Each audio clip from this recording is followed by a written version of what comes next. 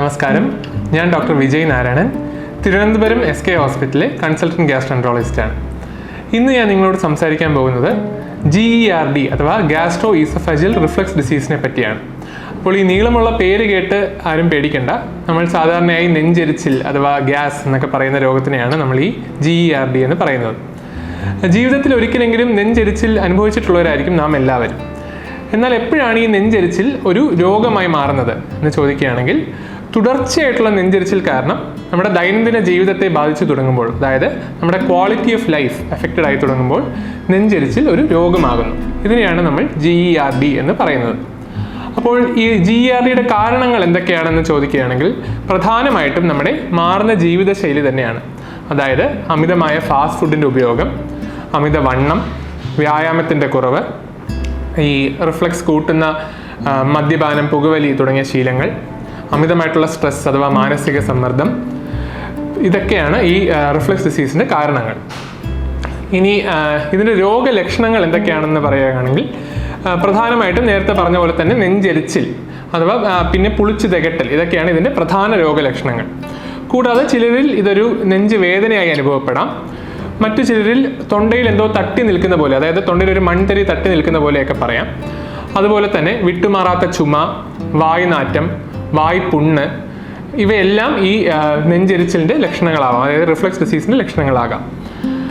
പിന്നെ ഈ മേൽ പറഞ്ഞ രോഗലക്ഷണങ്ങൾ മാത്രം മതി ഈ റിഫ്ലക്സ് ഡിസീസ് ഡയഗ്നോസ് ചെയ്യാനായിട്ട്. വേറെ ടെസ്റ്റുകളുടെ ഒന്നും തന്നെ ആവശ്യം വേണ്ടി വരുന്നില്ല. എന്നാൽ ചുരുക്കം ചില സാഹചര്യങ്ങളിൽ മാത്രം ഡോക്ടർ നിങ്ങൾക്കൊരു എൻഡോസ്കോപ്പി പരിശോധന നിർദ്ദേശിച്ചേക്കാം.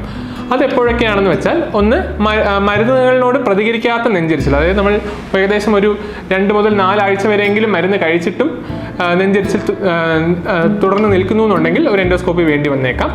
അതുപോലെ തന്നെ ഈ നെഞ്ചെരിച്ചിലിനോടൊപ്പം നിങ്ങൾക്ക് ആഹാരം വിഴുങ്ങാനുള്ള ബുദ്ധിമുട്ട്, അല്ലെങ്കിൽ രക്തം ഛർദ്ദിക്കുക, അല്ലെങ്കിൽ മലത്തിൽ കൂടെ രക്തം കറുത്തു പോവുക, അല്ലെങ്കിൽ നെഞ്ചെരിച്ചിലിനോടൊപ്പം നിങ്ങൾക്ക് വെയിറ്റ്, മറ്റ് കാരണങ്ങളൊന്നും ഇല്ലാതെ വെയിറ്റ് കുറഞ്ഞുകൊണ്ടിരിക്കുക, അതേപോലെ തന്നെ വിശപ്പില്ലായ്മ നമ്മൾ ഉദ്ദേശിക്കുന്നത് നേരത്തെ കഴിച്ചുകൊണ്ടിരുന്നതിൻ്റെ ഒരു പകുതിയെ കഴിക്കാൻ പറ്റുന്നുള്ളൂ, അപ്പോൾ തന്നെ വയറ് വല്ലാതെ നിറയുന്ന പോലെ തോന്നുന്നു. അങ്ങനെയൊക്കെ ഉണ്ടെങ്കിൽ ചിലപ്പോൾ നിങ്ങൾക്കൊരു എൻഡോസ്കോപ്പി പരിശോധന കൂടി ഡോക്ടർ നിർദ്ദേശിച്ചേക്കാം.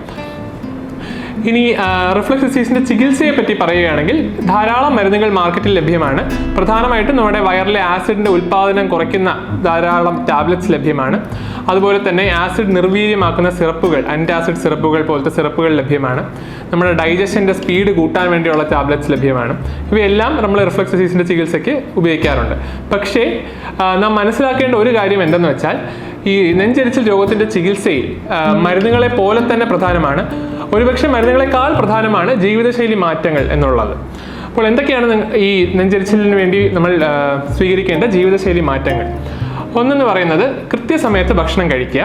ഒരു സമയത്ത് ഭക്ഷണം ഒഴിവാക്കിയിട്ട് പിന്നെ കഴിക്കുമ്പോൾ വയർ ഒരുപാട് നിറഞ്ഞ് കഴിക്കാതിരിക്കുക. കൃത്യസമയത്ത് ഒരു മിതമായ രീതിയിൽ ഭക്ഷണം കഴിക്കുക. രാത്രിയിലത്തെ ഭക്ഷണം കിടക്കുന്നതിൻ്റെ ഒരു 2-3 മണിക്കൂർ മുന്നെങ്കിലും കഴിക്കാൻ ശ്രമിക്കുക. അതായത് അത്താഴം നേരത്തെ തന്നെ കഴിക്കുക. പിന്നെ ഇതെല്ലാം സ്വീകരിച്ചിട്ട് നിങ്ങൾക്ക് നെഞ്ചെരിച്ചിലുണ്ടെങ്കിൽ രാത്രി കിടക്കുന്ന സമയത്ത് തലഭാഗം ഒന്ന് ഉയർത്തി വെച്ച് കിടക്കാം. അതൊന്നിയിൽ 2 തലയണ വെച്ച് തലഭാഗം ഉയർത്തി വെക്കുകയോ, അല്ലെങ്കിൽ മെത്തയുടെ അടിയിൽ എന്തെങ്കിലും വെച്ച് തലഭാഗം ഉയർത്തുകയോ, കട്ടിലിൻ്റെ തലഭാഗം പൊക്കി വെക്കുകയോ ചെയ്യാം. ഒരുപാട് ടൈറ്റ് ആയിട്ടുള്ള ബെൽറ്റ് അതൊക്കെ ധരിക്കാതിരിക്കുക. അതുപോലെ തന്നെ മദ്യപാനം, പുകവലി എന്നിങ്ങനെയുള്ള ശീലങ്ങൾ ഒഴിവാക്കുക. സ്ട്രെസ് കഴിയുന്നതും അവോയ്ഡ് ചെയ്യുക. പിന്നെ വ്യായാമം ചെയ്യുക. വ്യായാമം ചെയ്യുമ്പോൾ നമ്മുടെ വണ്ണം കുറയുമെന്ന് മാത്രമല്ല, ഡൈജഷൻ കുറച്ചുകൂടെ സ്പീഡാവുകയും ചെയ്യും. അപ്പോൾ ഇതൊക്കെയാണ് നമ്മുടെ നെഞ്ചെരിച്ചിലിന് വേണ്ടിയുള്ള ജീവിതശൈലി മാറ്റങ്ങൾ. കൂടാതെ ചില ഭക്ഷണങ്ങൾ കഴിക്കുമ്പോൾ നെഞ്ചെരിച്ചിൽ കൂടുന്നതായിട്ട് കാണാറുണ്ട്. അതിനെ നമ്മൾ ട്രിഗർ ഫുഡ്സ് എന്ന് പറയുന്നു. ജനറലായിട്ട് പറയുകയാണെങ്കിൽ black coffee, black tea, citrus fruits, dark chocolate, peppermint, ഇതൊക്കെയാണ് പറയുന്നത്. എന്നാലും ഓരോരുത്തർക്ക് അവരുടേതായ ഉള്ളിൽ പേഴ്സണൽ ട്രിഗർ ഫുഡ്സ് കാണാം. നമുക്ക് തന്നെ മനസ്സിലാവും ചില ഫുഡ് കഴിക്കുമ്പോൾ എനിക്ക് നെഞ്ചെരിച്ചിൽ കൂടുന്നു എന്നുള്ളത്. അത്തരത്തിലുള്ള ഭക്ഷണ പദാർത്ഥങ്ങൾ ഒഴിവാക്കുക. പ്രത്യേകിച്ചും രാത്രി അത്താഴത്തിൽ ഈ ട്രിഗർ ഫുഡ്സ് ഒഴിവാക്കുക. അപ്പോൾ അങ്ങനെ തുടർച്ചയായി നെഞ്ചെരിച്ചിൽ രോഗം നിങ്ങളെ അലട്ടുന്നു എന്നുണ്ടെങ്കിൽ ഒരു ഗ്യാസ്ട്രോഎൻട്രോളജിസ്റ്റിനെ സമീപിച്ച് കൃത്യമായി ചികിത്സ എടുക്കുകയും അതിനോടൊപ്പം തന്നെ ഈ മേൽ പറഞ്ഞ ജീവിതശൈലി മാറ്റങ്ങൾ നിങ്ങളുടെ ജീവിതത്തിൽ സ്വീകരിക്കുകയും കൂടെ ചെയ്യുകയാണെങ്കിൽ നെഞ്ചെരിച്ചിൽ രോഗത്തിൽ നിന്ന് നിങ്ങൾക്ക് ആശ്വാസം നേടാൻ കഴിയും.